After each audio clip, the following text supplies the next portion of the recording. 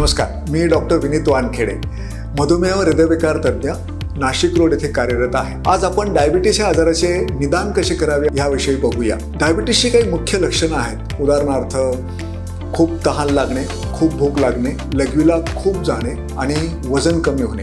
यापैकी एखादं लक्षण असेल आणि उपाशीपोटी केलेली साखर 126च्या वर असेल, जेवणानंतरची केलेली साखर 200च्या वर असेल आणि रँडम म्हणजे कधीही केलेली साखर ही पण 200च्या वर असेल आणि HbA1c म्हणजे मागच्या 3 महिन्याचं कंट्रोल दाखवणारी ही जी चाचणी आहे ते 6.5च्या वर म्हणजे 6.5च्या वर असेल तर त्या व्यक्तीला डायबिटीस आहे असं म्हणू शकतो आपण। इतकंच नव्हे तर प्री डायबिटीस म्हणजे डायबिटीसच्या सुरुवातीची स्टेज, ह्यामध्ये जर उपाशीपोटी केलेली साखर ही 100 ते 125 पर्यंत असेल, जेवणानंतरची साखर 140 ते 199 पर्यंत असेल आणि HbA1c 5.7 ते 6.5 पर्यंत असेल तर आपण त्याला प्री डायबिटिक्स असं म्हणू शकतो।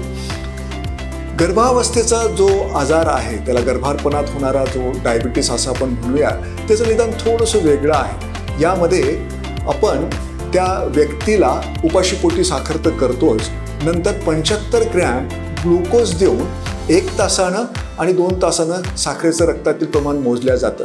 यामध्ये उपाशीपोटी जर 92च्या वर असेल आणि जेवणानंतरच्या 1 तासानं 180 जर शुगर असेल आणि 2 तासाची शुगर 153 असेल तर त्या व्यक्तीला गर्भारपणातला डायबिटीस आहे असं आपण म्हणू शकतो।